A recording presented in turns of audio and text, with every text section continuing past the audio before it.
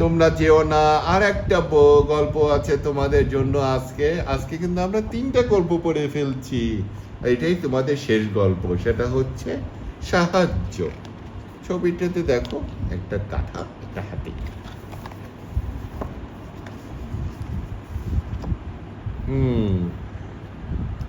এটা কিন্তু আমার ছেলের বই। এই যে তার নাম লেখা আছে এখানে, উমার চৌধুরী। বনের মাঝে হেলে দুলে হেঁটে যাচ্ছিল এক হাতি। সকালের মিষ্টি রোদে হাঁটতে বেশ ভালো লাগছে। চারিদিকে অজানা ফুলের মাতাল করা ঘ্রাণ আর ঠান্ডা তীরে বাতাস। এমন সময় চোখের সামনে অদ্ভুত সুন্দর এক প্রজাপতি উড়ে বেড়াতে লাগলো।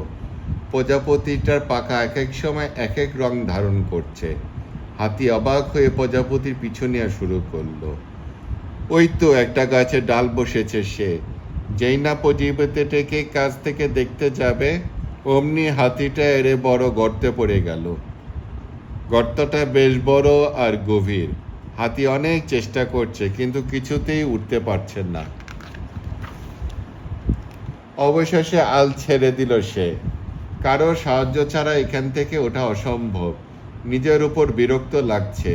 কোনো কিছু পিছনে এত মোহ নিয়ে ছোটা ঠিক না। এখন এসব ভেবে আর কি হবে। হাতি সাহায্যের জন্য অপেক্ষা করতে লাগলো। আল্লাহর নিকট দোয়া করতে লাগলো। কিছু সময় পরে গর্তের পাড় দিয়ে হেঁটে যাচ্ছিল একটা হরিণ। হরিণকে দেখে হাতি চেঁচিয়ে উঠল, হরিণ ভাইয়া, আমাকে একটু সাহায্য করবে? আমি এই গর্ত থেকে উঠতে পারছি না। হরিণ কাছে এসে দেখলো বিশাল এক গর্তে হাতি বেচারা পড়ে আছে। হরিণ কিছুক্ষণ ভেবে বলল, আমি কিভাবে তোমাকে সাহায্য করতে পারি? তোমার এই বিশাল শরীরটাকে আমার পক্ষে টেনে তোলা সম্ভব নয়, আমি পারবো না। হাতি বলল, কিছু একটা দিয়ে চেষ্টা করো। কোনো গাছের গুড়ি বা লতার দড়ি ফেলে আমাকে সাহায্য করো দয়া করে। হাতি বিরক্ত হয়ে বলল, উফ বাপু, গাছের গুড়ি বলো বা লতার দড়ি বলো, কিছুদিন তোমাকে টেনে তোলা সম্ভব না। আর তাছাড়া আমি কেন শুধু শুধু তোমাকে সাহায্য করতে যাব এখন? আমার অনেক কাজ বাকি আছে। আমি গেলাম, তুমি অন্য কাউকে বলো। হরিণের কথা শুনে হাতি খুব কষ্ট পেল, কিন্তু কি আর করার? অন্য কারো সাহায্যের অপেক্ষা করা ছাড়া আর কোনো উপায় নেই। এবার গর্তের পাড়ে যাচ্ছিল একটা ভাল্লুক। ভাল্লুককেও একইভাবে সাহায্যের কথা জানালো হাতি, কিন্তু হরিণ মতো ভাল্লুকও কোনো সাহায্য না করে চলে গেল। এভাবে একে একে বাঘ, শিয়াল, জিরাফ, জেব্রা, বানর, সিংহ, বাবা সবাই কোনো সাহায্য ছাড়াই হাতিকে ফেলে চলে গেল। হাতি মনের কষ্টে কাঁদতে লাগলো। এমন সময় হাতের কাছে এলো একটা গাধা। গাধা জিজ্ঞাসা করলো, হাতি তুমি কাঁদছো কেন? হাতি বলল, আমাকে সাহায্য করার মতো এই বনে কেউ নেই। অথচ আমি ভাবতাম এই বনে আমি কতই না সুখে আছি, সবার সাথে মিলেমিশে থাকতাম। আর আমার এই বিপদে এখন কেউ কাউকেই কাছে পাচ্ছি না। আল্লাহ, তুমি কি আমাকে সাহায্য করার জন্য কাউকে পাঠাতে পারোনি? গাধা বলল, কে বলেছে তোমার বিপদে কেউ নেই? আমি আছি, আমাকে বলো তোমার কি সাহায্য করতে পারি। গাধার কথা শুনে হাতে দীর্ঘশ্বাস ফেলে বলল, তোমাকে বলে আর কি হবে? তোমার চাইতে শক্তিশালী, বুদ্ধিমান, ক্ষিপ্র গতির কতজন এলো গেল, কেউ আমাকে গর্ত থেকে উঠতে সাহায্য করেনি। তুমি কিভাবে আমাকে সাহায্য করবে? আর কেনই বা সাহায্য করবে?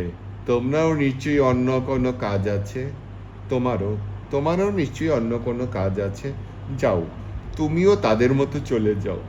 গাধা বলল, একজন বিপদে পড়েছে আর তাকে সাহায্য করব না, এটা কেমন কথা? আমি হয়তো তেমন শক্তিশালী নই, বুদ্ধিমান নই, হয়তো তোমার তেমন উপকার নাও করতে পারি, কিন্তু চেষ্টা করতে দোষ নেই। আল্লাহ তো আমার চেষ্টাটুকু দেখবেন। গাধার কথা শুনে প্রাণটা ভরে গেল হাতির। হাতি বলল, তুমি কত মহান, অথচ তোমাকে কতই না তাচ্ছিল্য করছিলাম। আমাকে ক্ষমা করে দাও। গাধা বলে, আচ্ছা ঠিক আছে, আগে দেখি তোমার জন্য কি করতে পারি। এই বলে গাধা কিছু ভাবতে লাগলো, এরপর সে চলে গেল। হাতি অপেক্ষা করতে লাগলো। কিছুক্ষণ পর গাধাটা একটা গাছের বাকলে করে কিছু মাটি নিয়ে আসলো। সেই মাটি গর্তের মধ্যে ফেললো। হাতি তো কিছুই বুঝতে পারছে না, গাধা এইসব কি করছে। ভাবলো আর যাই হোক, অন্তত গাধা তো কিছু একটা করার চেষ্টা করছে। গাধা কিছুক্ষণ পর পর বাকুলে করে মাটি ফেলতে লাগলো। ঘন্টার পর ঘন্টা লেগে যাচ্ছে, গাধার কোনো বিরাম নেই। হাতি দেখলো গর্তের ভিতরে মাটি আস্তে আস্তে উঁচু হতে শুরু করেছে। এরপর গাধা একটা পাথর ঠেলে ঠেলে সেই মাটিগুলোর উপর ফেলে দিল। তারপর আবার মাটি ফেলা শুরু করলো। এইভাবে কিছু মাটি উঁচু হলে আবার একটা পাথর ঠেলে ফেলা শুরু করলো। আবার মাটি, আবার পাথর, আবার মাটি। দেখতে দেখতে গর্তের ভেতর একটা সিঁড়ির মতো জায়গা তৈরি হতে লাগলো। এবার হাতে বুঝতে পারলো গাধা কি করতে যাচ্ছে। এই উঁচু সিঁড়ি দিয়ে সে যেন গর্ত থেকে বের হতে পারে, এবং সে গর্তে বের হতে পারবে। হাতি তো মহা খুশি। সে নিজেও গর্ত থেকে সুর দিয়ে মাটি নিয়ে সিঁড়িটাকে মজবুত করতে লাগলো। গাধা বলল, কে করেনি বলি কি আমিও করব না? আমি তোমাকে সাহায্য করেছি, কারণ অন্যের বিপদে সাহায্য করলে আল্লাহ খুশি হবেন। আমার বিপদের সময় নিশ্চয়ই তিনি আমাকে সাহায্য করবেন। আর তোমাকে খুশি দেখে আমার যে আনন্দ হচ্ছে, সে আনন্দটা আবার সকল কষ্ট দূর করে দিয়েছে। হাতি সুর দিয়ে গাধাকে জড়িয়ে ধরল, চোখে তার কৃতজ্ঞতার অশ্রু। শেষ। এটা উৎসর্গ করা হয়েছে ফিলিস্তিন, কাশ্মীর, উইগর, আরকানা সহ পৃথিবীর সকল মজলুম শিশুদের।